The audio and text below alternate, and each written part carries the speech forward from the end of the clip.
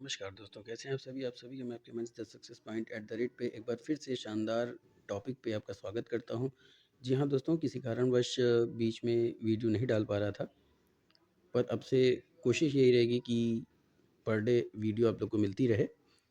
दोस्तों, बहुत ही शानदार टॉपिक है। जैसा कि आपको पता है कि विश्व भूगोल पे हमारा अध्ययन चल रहा है और उसके अंतर्गत हम लोग विश्व के महाद्वीप पर अध्ययन कर रहे हैं। काफ़ी महाद्वीपों को हमने देखा। आज हम देखेंगे यूरोप महाद्वीप के बारे में, जो कि काफ़ी इम्पोर्टेंट है, जो कि लोक सेवा आयोग, संघ लोक सेवा आयोग या अन्य किसी कॉम्पिटिटिव एग्जाम के लिए काफ़ी इंपॉर्टेंट टॉपिक है दोस्तों। तो चलिए शुरू करते हैं। शुरू करने से पहले आपसे गुजारिश है कि आप वीडियो को ज़्यादा से ज़्यादा शेयर करें। वीडियो आपको कैसी लगती है कमेंट में ज़रूर बताएं।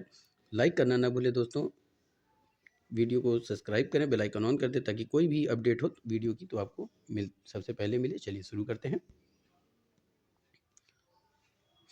दोस्तों। अगर आप वन लाइनर प्रश्नों को देखना चाहते हैं या एमसीक्यू क्वेश्चन को देखना चाहते हैं तो आप मेरे प्लेलिस्ट में जाकर देख सकते हैं। वो काफ़ी इंपॉर्टेंट प्रश्नों की श्रृंखला है दोस्तों। चलिए शुरू करते हैं आज का टॉपिक, जो कि है यूरोप महाद्वीप के बारे में। आइए देखते हैं।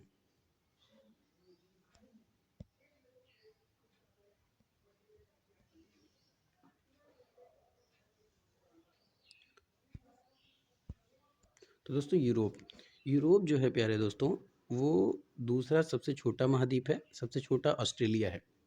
तट के आसपास के द्वीप सहित इसका जो क्षेत्रफल है वो लगभग 10 मिलियन वर्ग किलोमीटर है। यानी कि जितने भी महाद्वीप हैं उसमें यूरोप सबसे छोटा महाद्वीप, दूसरा सबसे छोटा महाद्वीप है और सबसे छोटा है ऑस्ट्रेलिया। तट के आसपास के द्वीपों की बात करें तो इसका जो क्षेत्रफल माना जाता है दोस्तों वो 10 मिलियन वर्ग किलोमीटर तक है। यूरोप को अक्सर प्रायद्वीपों का प्रायद्वीप के रूप में वर्णित किया जाता है। प्रायद्वीप तीन तीन तरफ से पानी से घिरा भूमि का एक टुकड़ा है। यह आकार में भारत से लगभग 3 गुना और चीन से छोटा है।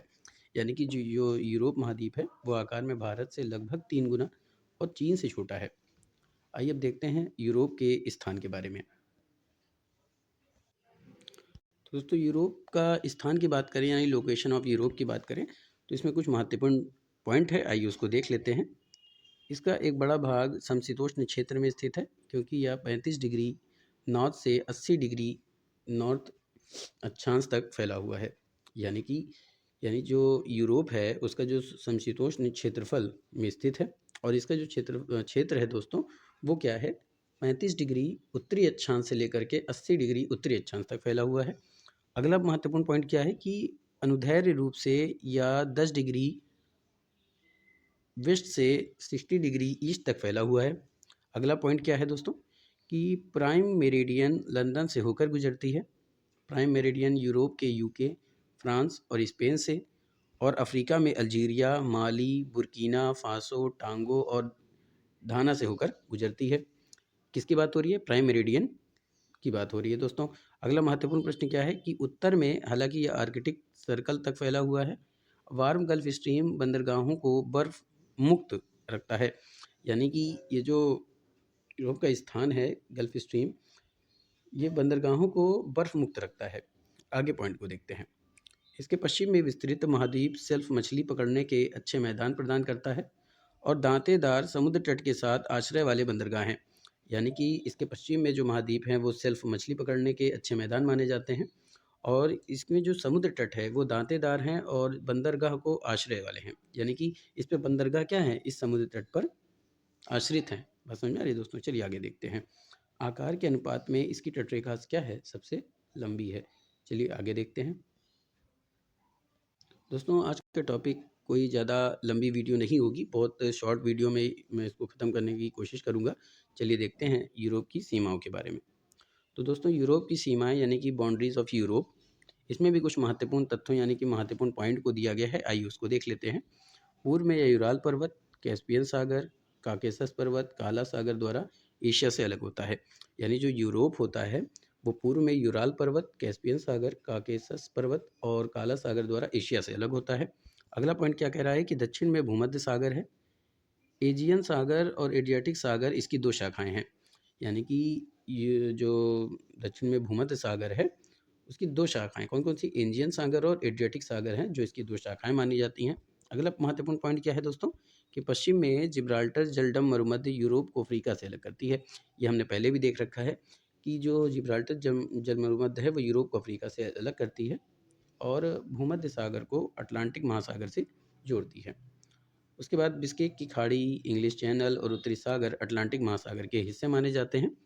चलिए आगे महत्वपूर्ण प्रश्न टॉपिक को देखते हैं। पहले दोस्तों अगला महत्वपूर्ण पॉइंट क्या है कि बाल्टिक सागर दो शाखाओं बोथोनिया की खाड़ी और फिनलैंड की खाड़ी के साथ उत्तर में एक प्रवेश द्वार माना जाता है। आर्कटिक महासागर के उत्तर में एक खाड़ी है जिसे श्वेत सागर कहा जाता है। दोस्तों यहाँ से एक महत्वपूर्ण पॉइंट बन सकता है कि जो बाल्टिक सागर है उसकी कौन सी दो शाखाएं हैं।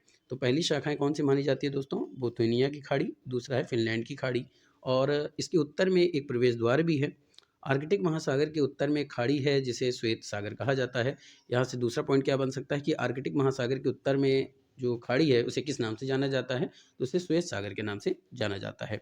अगला पॉइंट क्या है कि ग्रीस का प्रायद्वीप जिसे बाल्कन प्रायद्वीप के नाम से जाना जाता है और इटली का विस्तार भूमध्य सागर तक है। बात समझा रही?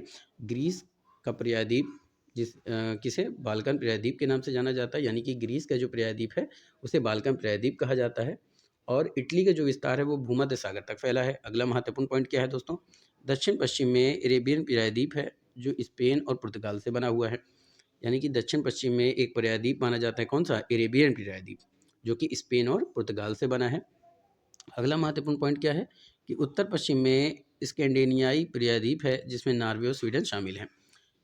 उत्तर पश्चिम की बात करें तो इसमें कौन सा प्रायद्वीप आता है दोस्तों? स्कैंडिनेवियाई प्रायद्वीप आता है, और जिसमें कौन से देश हैं? नॉर्वे और स्वीडन शामिल हैं। अब देखते हैं यूरोप के भौतिक विभाजन के बारे में, जो कि ये भी काफ़ी इंपॉर्टेंट महत्वपूर्ण पॉइंट हो सकता है दोस्तों। चलिए आगे देखते हैं। तो दोस्तों आगे है यूरोप के भौतिक विभाजन के बारे में। पहला आपका है दोस्तों पश्चिम उच्च भूमि, दूसरा है उत्तर यूरोपीय मैदान, तीसरा है केंद्रीय उच्च भूमि या पठार, चौथा है अल्पाइन पर्वतीय प्रणालियाँ, फिर है यूरोप के द्वीप, फिर है जल निकासी प्रतिरूप, और फिर खाड़ियाँ और खाड़ियाँ, यानी कि गल्स और बायस। चलिए आगे अब इन टॉपिकों को क्रम वाइज हम डिस्कशन करते हैं। आइए देखते हैं। पहला है पश्चिमी उच्च भूमि के बारे में। तो दोस्तों इसे उत्तरी हाईलैंड्स के रूप में भी जाना जाता है, या यूरोप के पश्चिमी किनारे को चित्रित करता है, और Norway, Sweden, Denmark, Finland, Iceland, Scotland, Ireland, France के ब्रिटनी क्षेत्र, स्पेन और पुर्तगाल के भौतिक परिदृश्य को परिभाषित करता है। यानी जो पश्चिमी उच्च भूमि है दोस्तों यूरोप की, वो हाईलैंड्स के रूप में जानी जाती है, और यूरोप के पश्चिम किनारे को भी ये चित्रित करता है। Norway, Sweden, Denmark, Finland, Iceland और स्कॉटलैंड, फ्रांस की ब्रिटनी क्षेत्र यानी स्पेन और पुर्तगाल के भौतिक परिदृश्य को भी ये प्रदर्शित करता है। आगे देखते हैं। ये भू आकृतियाँ प्राचीन काल में कठोर चट्टानों के हिमनदों का परिणाम है। उच्च भूमि क्षेत्रों में ग्लेशियरों के घटने से दलदली भूमि, झीलें, फजाड़ जैसी विशिष्ट भौतिक विशेषताएं उभर कर सामने आती हैं।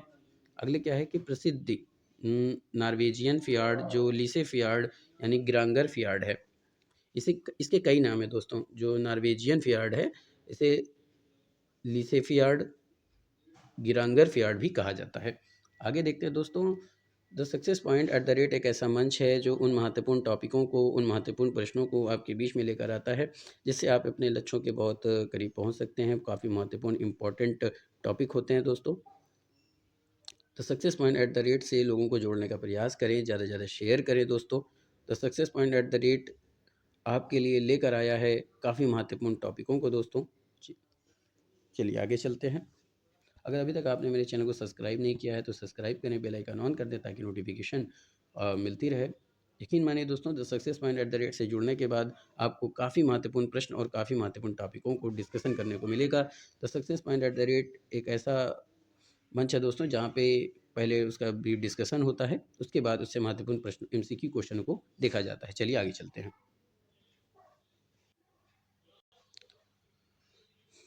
आगे दोस्तों, फजाड़ पानी का एक लंबा गहरा संकीर्ण भंडार है जो बहुत अंदर तक पहुंचता है। यानी फजाड़ क्या है? एक लंबा गहरा और जल का एक भंडार है जो अंदर तक पहुंचता है। फियार्ड अक्सर यू आकार की घाटी में स्थापित होते हैं जिसके दोनों ओर चट्टानों की खाड़ी दीवारें होती हैं। यानी कि जहाँ दोनों चट्टानों की खाड़ी दीवारें होती हैं उनके बीच में यू आकार की घाटी होती है। चलिए आगे चलते हैं। अब देखते हैं उत्तरी यूरोपीय मैदान के बारे में। तो यह राइन, बेसर, एल्बे, ओडर और विस्तुला जैसी विभिन्न शक्तिशाली नदियों के किनारे फैली हुई विस्तृत निचली भूमि है। ये नदी घाटियाँ मौसमी फसलें उगाने के लिए अनुकूल होती हैं। यानी कि यहाँ की जो फसलें होते हैं उन्हें उगाने के लिए ये सब घाटियाँ या नदियाँ क्या होती हैं? अनुकूल मानी जाती हैं। चलिए आगे चलते हैं। आगे दोस्तों, यह यूरोप के लगभग आधे हिस्से को कवर करता है। उत्तर से बाल्टिकन सफ़ेद सागर और दक्षिण से काले और अजो सागर से घिरा यह मैदान धीरे धीरे पश्चिम की ओर संकुचित होता जा रहा है, यानी कि पश्चिम की ओर खिसकता जा रहा है, ठीक, पश्चिम की ओर सिकुड़ता जा रहा है। अगला महत्वपूर्ण पॉइंट क्या है कि भूमि का उत्तरी भाग विविध हिमनदी भू आकृतियों जैसे कि पीपेट मार्शलैंड, पश्चिमी रूस की वल्दाई पहाड़ियाँ, हिमनद झीलें आदि की विशेषता है, ठीक है। यानी कि भूमि का जो उत्तरी भाग है उसमें हिमनदी भू आकृतियाँ जैसे कि पिपेट मार्शलैंड, पश्चिमी रूप से वल्दाई पहाड़ियाँ और हिमनद झीलें आदि आती हैं। अब आगे देखते हैं केंद्रीय उच्च भूमि के पठार के बारे में। केंद्रीय उच्च भूमि या पठार क्या होगा दोस्तों? तो यह शिखर, खाड़ी ढलानों, घाटियों और अवसाद के विशिष्ट परिदृश्यों का संग्रह है जो पूरे मध्य यूरोप में फैले हुए हैं। आगे है, यह पूर्व में बेल्जियम से लेकर पश्चिम में फ्रांस तक, दक्षिण में चेक गणराज्य और दक्षिण जर्मनी से लेकर उत्तर में स्विट्जरलैंड और ऑस्ट्रेलिया तक फैला हुआ है। आगे है राइन, रान, एल्बे, डेन्यूब नदी घाटियों जैसे कुछ नदी घाटियों को छोड़कर इस प्रभाग के अन्य सभी क्षेत्रों में बहुत कम आबादी मानी जाती है। चलिए आगे चलते हैं। आगे पे है दोस्तों अल्पाइन पर्वतीय श्रेणी। तो ये दक्षिण मध्य यूरोप में भूमध्य सागर के ठीक उत्तर में स्थित है। ये दक्षिण फ्रांस, मोनाको के पास के समुद्र तट से स्विट्जरलैंड तक, फिर उत्तरी इटली और ऑस्ट्रेलिया में, और स्लोवेनिया, क्रोएशिया, बोस्निया हर्जेगोनिया, सर्बिया और मोंटेनेग्रो से होते हुए फिर अल्बानिया समाप्त होते हुए अर्धचंद्राकार आकार में लगभग 700 मील तक फैले हुए हैं, एड्रियाटिक सागर के ऊबड़ खाबड़ तट पर। बस समझ में आई दोस्तों। अगला देखते हैं। उच्चतम बिंदु मोंट ब्लांक यानी 15,771 फीट यानी कि 4,807 मीटर है। यानी इसका उच्चतम बिंदु कौन सा है? अल्पाइन पर्वत श्रेणी का जो सबसे उच्चतम बिंदु है वो कौन सा माना जाता है? वो मोंट ब्लांक माना जाता है। चलिए आगे चलते हैं। याद रखिएगा दोस्तों, ये मोंट ब्लांक की बात की जा रही है। माउंट ब्लॉक जो है वो उच्चतम बिंदु किसका है? अल्पाइन पर्वत श्रेणी का। चलिए आगे चलते हैं। अब बात करते हैं दोस्तों पर्वत के बारे में। तो पहला यूराल पर्वत। यूराल पर्वत एक पर्वत श्रृंखला है जो यूरोप और एशिया के बीच प्राकृतिक सीमा का हिस्सा माना जाता है। पहाड़ पश्चिमी रूप से होकर आर्कटिक महासागर के तट से लेकर यूराल नदी और कजाकिस्तान तक फैले हुए हैं। उत्तर से दक्षिण तक ये 2,200 किलोमीटर लंबी और 80 से 120 किलोमीटर चौड़ी है, जिसमें कई समांतर घाटियां हैं। कई द्वीप जैसे वायगच द्वीप और नुआया जिमलिया द्वीप यूराल पर्वत की निरंतरता है जो समुद्र के नीचे चलते और फिर से द्वीपों पर उभर आते हैं। आगे है यूराल पर्वत कोयला, धातु अयस्कों और कीमती पत्थरों सहित खनिजों का एक समुद्र स्रोत माना जाता है और इस क्षेत्र में खनन रूस की अर्थव्यवस्था में महत्वपूर्ण योगदान देता है। समझे, यूराल पर्वत जो है वो कोयला, धातु अयस्क और कीमती पत्थरों के खनिजों के लिए एक स्रोत माना जाता है और इस क्षेत्र में खनन रूस की अर्थव्यवस्था में महत्वपूर्ण योगदान देता है। इस श्रेणी की सबसे ऊंची चोटी माउंट नैरोडनाया है, जिसकी ऊंचाई दोस्तों 1,894 मीटर है। उसके बाद आपका आता है स्कैंडिनेवियाई पर्वत। स्कैंडिनेवियाई में नॉर्वे, स्वीडन और डेनमार्क शामिल हैं। वास्तव में स्कैंडिनेविया या फेनो स्कैंडिनिया मौजूद हैं जो फिनलैंड के मध्यम से पूर्व में रूस में कोयला प्रायद्वीप तक जारी है। यानी स्कैंडिनेविया या फेनो स्कैंडिनिया जो मौजूद हैं फिनलैंड के माध्यम से पूर्व में रूस में कोयला प्रायद्वीप तक जारी है। अब आता है पुराने पर्वतीय ब्लॉक। ये हर्सेनियन और कैलोडेनियन पर्वत श्रृंखलाएं हैं। पश्चिम में स्पेन का मेसेटा, फ्रांस का केंद्रीय पठार, ब्रिटेनी प्रायद्वीप, राइन अपलैंड, ब्लॉक वन, वोज़गेस, बोहेमियन पठार, रोडोप माउंट आदि इन पुराने पहाड़ों का एक उदाहरण माना जाता है। अब देखते हैं अल्पाइन पर्वत श्रृंखलाओं के बारे में। अल्पाइन पर्वत श्रृंखला की बात करें तो सबसे ऊंची चोटी माउंट ब्लॉक है जिसकी ऊंचाई 5,000 मीटर है। पर्वत श्रृंखला कई शाखाओं में फैली है। इनमें मुख्य है आल्पस, कार्पेथियन, बाल्कन, काकेसस आदि। एक अन्य शाखा एपिनेंस है, इटली, एटलस, अफ्रीका और सियरा नेवेदा स्पेन में है। फिर भी एक अन्य शाखा दिनारिक और पिंड्स पर्वत जो कि यूगोस्लाविया और ग्रीस है और क्रेता द्वीप के माध्यम से एशिया में प्रवेश करती है। बात समझ आ रही? एक अन्य शाखा मानी जाती है दिनारिक और पिंड्स पर्वत। चलिए आगे देखते हैं, किसके बारे में देखेंगे? एपिनेंस के बारे में। एपिनेंस की बात करें तो एपिनेंस पर्वत एक श्रृंखला है जिसमें कई उप श्रेणियाँ शामिल हैं जो प्रायद्वीपीय इटली की लंबाई के साथ लगभग 1200 किलोमीटर तक एक दूसरे के समांतर चलती हैं। कोमो ग्रांडे एपिनेंस की सबसे ऊंची चोटी है, जिसकी ऊंचाई 2912 मीटर है। एपिनेंस की बात करें तो एपिनेंस पर्वत में प्राचीन वन, पर्वतीय घास के मैदान, जिनमें से कई राष्ट्रीय उद्यानों द्वारा संरक्षित माने गए हैं। पायरेनीज क्या है? तो पायरेनीज आल्प्स की तुलना में आधे लंबे और चौड़े हैं और मोटे तौर पर फ्रांस को स्पेन से अलग करते हैं। जो पायरेनीज है वो क्या करते हैं दोस्तों? फ्रांस को स्पेन से अलग करती है। सबसे ऊंची चोटी है इसकी पीसे डी इनोटा, जिसकी ऊंचाई कितनी है दोस्तों? 3404 मीटर। अब देखते हैं बाल्कन पर्वत के बारे में।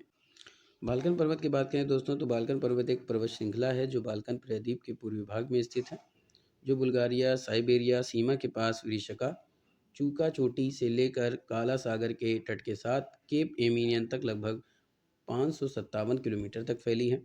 ये एक पॉइंट हो गया दोस्तों। अगला पॉइंट क्या है कि बाल्कन पर्वत की सबसे ऊंची चोटी बुल्गारिया के मध्य भाग में स्थित है, जिनमें से सबसे ऊंची जो है वो बिटेव चोटी है, जिसकी ऊंचाई 2376 मीटर है। अगला है central Balkan national park. Bulgaria national park जैसे कई संरक्षित क्षेत्र बाल्कन पर्वत के भीतर पारिस्थितिक तंत्र और परिदृश्य को संरक्षित करने में मदद करते हैं। इसके अतिरिक्त दोस्तों रेंज के भीतर कई गुफाएं इस क्षेत्र में एक महत्वपूर्ण पर्यटक आकर्षक है। यहाँ पे कुछ महत्वपूर्ण गुफाएं हैं जो कि जो पर्यटक होते हैं उनको अपनी तरफ आकर्षित करती है। आगे देखते हैं। बाल्कन पर्वत बुल्गारिया के इतिहास से निकटता से जुड़े हैं और इन्हें इस देश और इन लोगों का हिस्सा माना जाता है। काकेशस पर्वत की बात करें तो उल्स की तरह काकेशस पर्वत भी यूरोप और एशिया के बीच की सीमा का हिस्सा है। पर्वत श्रृंखला की लगभग 1200 किलोमीटर है और यह कैस्पियन सागर और काला सागर के बीच फैली है। यूरोप की सबसे ऊंची चोटी माउंट एल्ब्रस, जिसकी ऊंचाई 5642 मीटर है, काकेशस पर्वत में स्थित है और इसके अतिरिक्त यूरोप की लगभग सभी 10 सबसे ऊंची चोटियां काकेशस पर्वत में स्थित हैं, विशेष रूप से रूस जॉर्जिया या रूस जॉर्जिया सीमा पर स्थित है। आगे चलते हैं दोस्तों, यूरोप के द्वीप के बारे में बात कर लें तो चारों ओर से अनेक समुद्रों से घिरा होने के कारण यूरोप एक द्वीप समुद्र महाद्वीप है। ब्रिटिश द्वीप समूह इंग्लैंड, स्कॉटलैंड, आयरलैंड से मिलकर बना द्वीपों का सबसे बड़ा और सबसे महत्वपूर्ण समूह माना जाता है। चलिए दोस्तों, ये जितना भी है ये सब आपका क्या है? द्वीप माना जाता है। यूरोप के ये जितने भी अब ये सब बने हुए हैं ये सब द्वीप हैं। अब क्षेत्रफल की दृष्टि से सबसे बड़े यूरोपीय द्वीप के बारे में बात करेंगे दोस्तों। चलिए तो दोस्तों पहला है ग्रेट ब्रिटेन, आइसलैंड, फिर आयरलैंड है, फिर सिवरनी द्वीप है, फिर स्पिट्सबर्गन है, फिर यूजनी द्वीप है, फिर सिसिली है, फिर सार्डिनिया है, फिर पूर्वोत्तर है, फिर साइप्रस है। अब देखेंगे प्रायद्वीप के बारे में। प्रायद्वीप यानी कि पेनिनसुला की बात करें तो यूरोप के मुख्य प्रायद्वीप से यूरेबियन, इटालियन और बाल्कन है जो दक्षिण यूरोप में स्थित है, और स्कैंडिनेवियाई और जटलैंड जो उत्तरी पूर्व में स्थित है। बस समझा, ये जो यूरोप के प्रमुख प्रायद्वीप हैं वो इरेबियन, इटालियन और बाल्कन है। आगे चलते हैं। ये दोस्तों देखिए ये भी एक क्या है? ये भी प्रायद्वीप है, ये भी प्रायद्वीप है, ये भी प्रायद्वीप है, ये भी प्रायद्वीप, ये भी, ये सब क्या है? प्रायद्वीप माने जाते हैं। अब अफवाह प्रतिरूप के बारे में देखते हैं। अफवाह प्रतिरूप की बात करें यानी कि ड्रेनेज पैटर्न की बात करें तो पहला पॉइंट क्या है कि यूरोप की नदियाँ बारहमासी हैं जो बर्फ़ पिघलने या पश्चिमी हवा द्वारा लाई गई बारिशों से पोषित होती है। अगला पॉइंट क्या है कि उनमें से कई की उत्पत्ति आल्प्स से होती है, ये भी एक महत्वपूर्ण इंपॉर्टेंट है पॉइंट है। भूमध्य सागर में गिरने वाली नदियाँ रोम, फ्रांस और एल्ब्रो यानी कि स्पेन है। अगला महत्वपूर्ण इंपॉर्टेंट है इटली की पो नदी एड्रियाटिक सागर में गिरती है। डेन्यूब, नीपर, डान काला सागर में बहती है। अटलांटिक महासागर में गिरने वाली नदियाँ ग्वाडलिक्वियर स्पेन, टैगोस और डोरा पुर्तगाल की हैं। लायर और स्पेन फ्रांस, राइन, वेसर और एल्बे ये जर्मनी। अगला है बाल्टिक सागर में कई नदियाँ भी बहती हैं जैसे टेम्स। इंग्लैंड की प्रमुख नदियाँ कौन सी हैं? इंग्लिश चैनल में बहती हैं, यानी टेम्स जो है वो इंग्लिश चैनल में बहती है। अगला है राइन, डेन्यूब अंतर्राष्ट्रीय नदियाँ मानी जाती हैं क्योंकि कई देशों से होकर गुजरती हैं। याद रखिएगा दोस्तों, अंतर्राष्ट्रीय नदियों में कौन से दो नाम आते हैं? राइन और डेन्यूब। चलिए आगे चलते हैं। आगे आता है राइन स्विट्जरलैंड में आल्प्स में शुरू होती है और जर्मनी के माध्यम से उत्तर की ओर बहती है और हार्डलैंड के माध्यम से समुद्र में प्रवेश करती है। यह भारी औद्योगिक क्षेत्रों से होकर गुजरता है और इसका उपयोग जो है भारी माल के परिवहन के लिए किया जाता है। यह यूरोप का सबसे व्यस्त जलमार्ग माना जाता है। कौन? राइन स्विट्जरलैंड में आल्प्स से शुरू होती है। यूरोप का सबसे बड़ा भाग रॉटरडम इसके डेल्टा पर स्थित है, किसके? राइन के। अगला है डेन्यूब भी एक अंतर्राष्ट्रीय नदी है या जर्मनी में आल्प्स से निकलती है और ऑस्ट्रेलिया, हंगरी, सर्बिया से होकर बहती है। रोमानिया में काला सागर में प्रवेश करती है। अटलांटिक भाग में काला सागर होने के कारण यह अंतर्राष्ट्रीय व्यापार के लिए राइन जितना महत्वपूर्ण नहीं है। याद रखिएगा दोस्तों, डेन्यूब भी एक अंतर्राष्ट्रीय नदी मानी जाती है, जो कि कहाँ से निकलती है? आल्प्स से निकलती है। और किससे किससे होकर बहती है? तो ऑस्ट्रिया, हंगरी, सर्बिया से होकर बहती है। आगे चलते हैं। ये देखिए, एक गार्मनी है, फिर स्लोवेक रिपब्लिक है, ऑस्ट्रिया है, हंगरी है, रोमानिया है, डेन्यूब है, सर्बिया है और बुल्गारिया है। ये सब कितनी हैं? नदियाँ हैं दोस्तों। चलिए आगे चलते हैं। अब खाड़ियों की बात करें तो ये बड़े जल निकायों के हिस्से हैं जो एक विशाल भूमि से सटे हुए हैं, चाहे वे महाद्वीप हों या देश जो किसी भी मानव सभ्यता के लिए आर्थिक महत्व रखते हैं। क्योंकि यूरोप भूमध्य सागर, काला सागर जैसे कई बड़े जल निकायों के लिए घिरा हुआ है। उत्तरी सागर आदि में भारी खाड़ियाँ और जल डमरुमध्य हैं। फिनलैंड की खाड़ी की बात करें तो बाल्टिक सागर की सबसे पूर्वी भुज में स्थित है। फिनलैंड उत्तर में और एस्टोनिया दक्षिण में के बीच रूस में सेंट पीटर्सबर्ग तक फैली है, जहाँ नेवा नदी इसमें गुजरती है। खाड़ी के आसपास के अन्य प्रमुख शहरों में हेलसिंकी और तेलिन शामिल है। फिनलैंड की खाड़ी का पूर्वी भाग रूस का है और रूस के कुछ सबसे महत्वपूर्ण तेल बंदरगाह हैं जो सबसे दूर सेंट पीटर्सबर्ग के पास स्थित हैं। रूस के जो तेल बंदरगाह हैं दोस्तों, वो पीटर्सबर्ग के पास स्थित है। बोतोनिया की खाड़ी बाल्टिक सागर के सबसे उत्तरी भाग में स्थित है और इसके पश्चिमी हिस्से में और पूर्वी हिस्से में फिनलैंड की सीमा आती है। आगे चलते हैं। आगे दोस्तों, रीगा की खाड़ी एक खारा जल निकाय है जिसे बाल्टिक सागर का उपबेसिन भी माना जाता है। रीगा की खाड़ी का क्षेत्रफल लगभग 16,300 किलोमीटर है। इस रीगा की खाड़ी भी कहा जाता है, जो एक बहुत ही उथले पानी का समुद्र है जिसकी अधिकतम गहराई 67 मीटर है। यानी रीगा की जो गहराई है दोस्तों, 67 मीटर है। इस शेरों की खाड़ी पैरेनीज के सबसे पूर्वी क्षेत्र में फैली है। विभिन्न लैगून, रोल नदी, डेल्टा, मार्सिले की चूना पत्थर की पहाड़ियों को कवर करती है। यह फ्रांस में लैंगडोक, रूसीलन प्रोविंस की भूमध्य सागरीय तटरेखा का तटबंध भी है। तो दोस्तों, ये था आज का शानदार टॉपिक जो कि यूरोप महाद्वीप से संबंधित था। आज हमने इसका डिस्कशन किया है। अब हम इसका इससे महत्वपूर्ण या इससे संबंधित हम इम्पोर्टेंट एमसीक्यू क्वेश्चनों को देखेंगे। तो दोस्तों, उम्मीद करता हूँ कि आपको पसंद आया होगा। तो ज़्यादा से ज़्यादा शेयर करें, ज़्यादा से ज़्यादा लोगों को जोड़ने का प्रयास करें और इस चैनल का सपोर्ट करें दोस्तों। फिर मिलेंगे इसी जुनून के साथ। तब तक के लिए जय Hind, wish you all the best.